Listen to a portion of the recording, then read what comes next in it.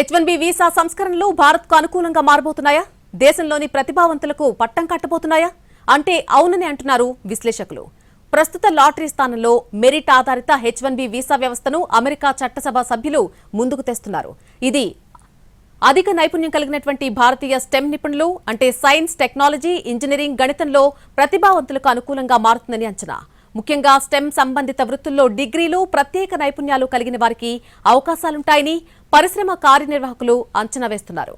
భారత్ ప్రపంచంలోనే అత్యధికంగా ఇంజనీర్లు, శాస్త్రవేత్తలను ఉత్పత్తి చేసే దేశం. ఏడాదికి 2.25 మిలియన్లకు పైగా స్టెమ్ గ్రాడ్యుయేట్స్ ను అందిస్తోంది. ఈ బలమైన పునాదిని AI, data science, cyber security వంటి అభివృద్ధి చెందుతున్న రంగాల్లో నైపుణ్యంతో కలిపే అభ్యర్థులు స్పష్టమైన ప్రయోజనం పొందుతారు.